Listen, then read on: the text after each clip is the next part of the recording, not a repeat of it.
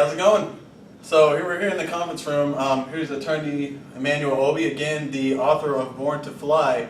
Today we're going to be talking about outlining, as I just told you in the last video. So in your own words, could you define outlining? Yeah, I mean, outlining is, for all intents and purposes, the most essential thing that you're going to do in law school. You know, as we've talked about in previous videos, one of the things that'll be a challenge in law school is managing the massive amounts of material that you're going to be getting because you won't have regular exams or quizzes or anything.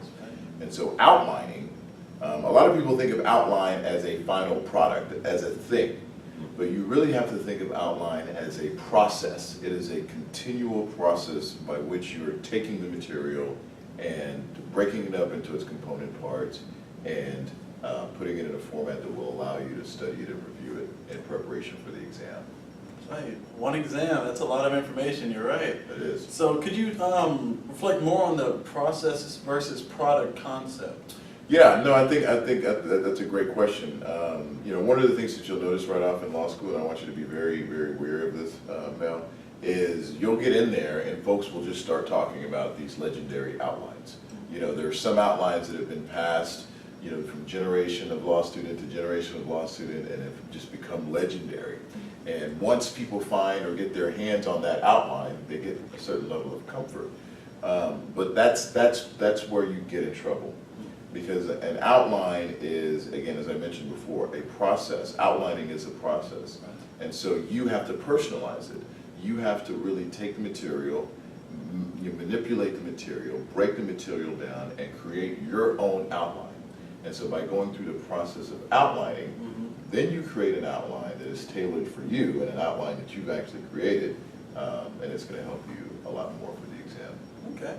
Now, but I see you reflected on personalization.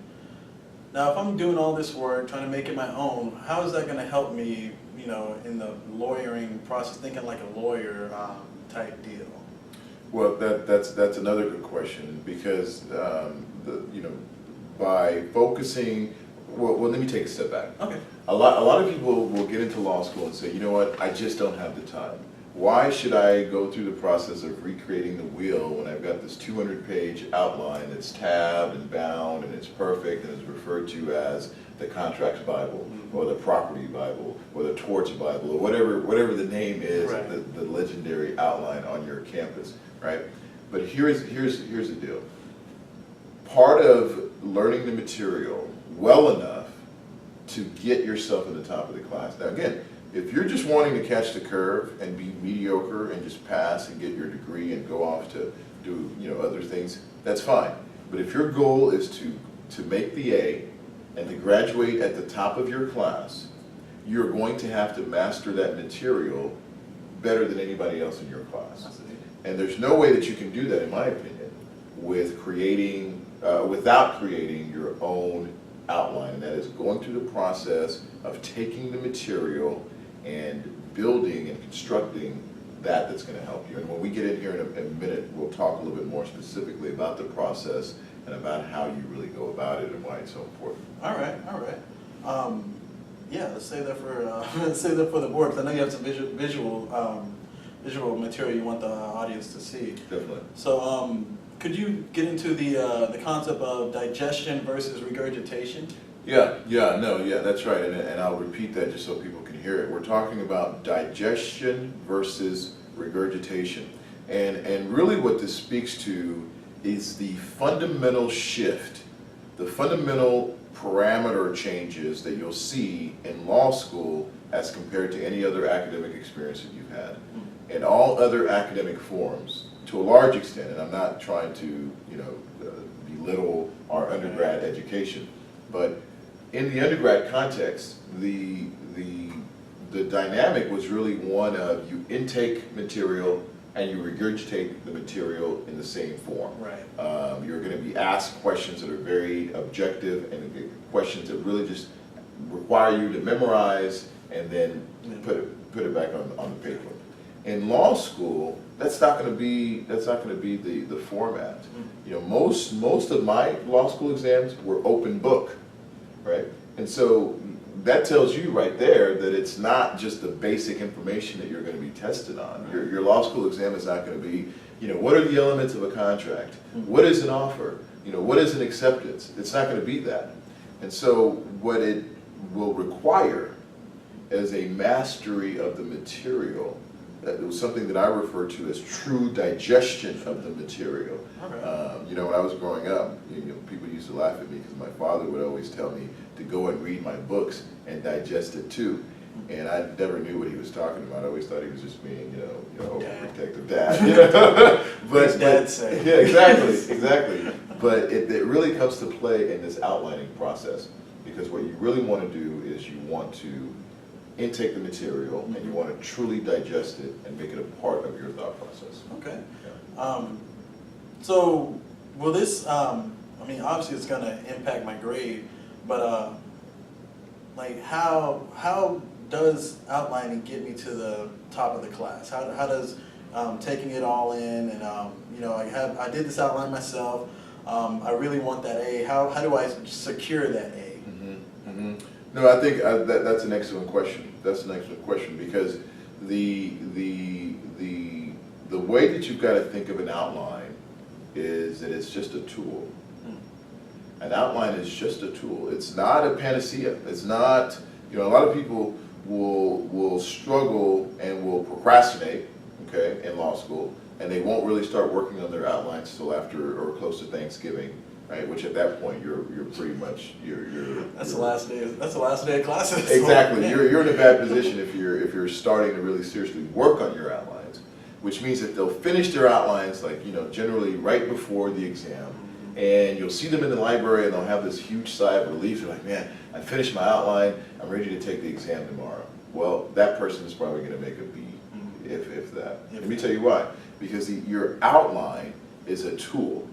And you have to train yourself in how to use that tool. You have to become proficient in using that tool. And so if you haven't done your outline early enough to give you an opportunity to really use it as a study and review tool, to use it as an exam preparation tool, and to use it as a tool to help you identify holes in your knowledge or in your thinking in that particular class, then you're not going to make an A. Let me also say, and I will say this very confidently, that if you don't do your own outline, your chances of making an A or A minus or even a B plus in that class is very, very slim, unless you're just naturally a brilliant person. It's just absolutely not possible. There's no way that you can master the material to the level that you need to perform at an A level or A minus level without creating your own outline. It's absolutely essential. I feel that. Let me remind the audience that Attorney Obi graduated in the top 2% of the class, of his law school class. So in taking this information and processing it myself, I know I want to get top of the class. I know I want to be above the curve, or as he told me, a curve setter. Curve setter? Curve killer. Curve killer. Yeah, curve killer. You want to be the guy that when you get in class, people start dropping the class because they're like, I don't want to go up against the curve with this guy. Right. That's the level of mastery of the material and the law school process that I'm confident that you're going to get at, and I'm confident that all of you watching the videos can perform at if you really approach it very systematically. So when should I start my outline? Should I go in, guns a-blazing first week, just start intro to outline, or how should I actually when? Yeah, exactly. When should I start? You should start outlining day one. Day one? Day one. Now a lot of people listen. I'm again. Let me quantify this. I'm speaking from the standpoint of everybody wants to make an A. Everybody wants to graduate at the top of the class and have all sorts of opportunity, especially right now when we're in the most competitive legal market that we've ever seen in recent times. You need to be stellar coming out of law school. And so I would submit to you, some people will think this is aggressive, that you need to start outlining day one. You need to start outlining from even your orientation materials. Why? because you need to start getting in the process of outlining. You know, for me, my outlining was very systematic. Every day, I would take class notes. At the end of the day, I would review my notes and I would start to synthesize my notes and start to clarify my notes. At the end of the week, I would synthesize my notes for the week. When we would reach a logical break in the material, like when we finish a certain section or when we finish something that made sense in terms of a logical break, Right. I would then outline that section. And so okay. my goal was to always stay up to date with my outlining through the semester and never fall too far behind, Right. so that in the period after class, like after Thanksgiving, I would have my outline already ready, and then I would take my outline and create what I call, what folks used to really laugh at me, what I call my MSD, or my master study document, Right. which would be just a collection of all of your study materials, all of the reference guides, everything that you need. You collect them in one binder. And so when you're studying in that final period, we'll talk about it more when we talk about exam strategies, but to answer your original question, you want to start early and you want to outline often, because the more times that you review that material, so think about it. If you have your outline and then you review, so you cover section 1, you outline section 1. You cover section 2, you outline section 2, and then you review section 1. You cover section 3, then you outline section 3, then you review section 1, then you review section 2, then you review section 3. If you've done that systematically over the course of the semester, you have now reviewed this material several times. You now are at the point where you actually own this material. And it's once you have that feeling of ownership over the material that you're ready for A performance. Gotcha. So would you say the outline is basically, well, not basically, but the outline should reflect my syllabus? It definitely should. It definitely should. And that's a good point, because when you construct your outline, you know, I would have a firm rule that I would not look at commercial outlines, that I would not look at anybody else's outline, that I would struggle through and force myself to create my own outline. I will struggle through and force myself to give that outline structure. And one of the places that you find a really good structure for your outline is in your syllabus, because your syllabus is going to be organized in actually oftentimes, and this is why I know you're going to do well in law schools, because you're already thinking like this. Oftentimes I would take the syllabus and use that to create the rough skeletal outline for my outline. Smart. Yeah. Oh, yeah. So that's a good point. I'm glad you brought that up. Thanks a lot. So we'll catch you back in the office where we're going to give you a more visual sense of outlining. So see you there. All right. Thanks, guys.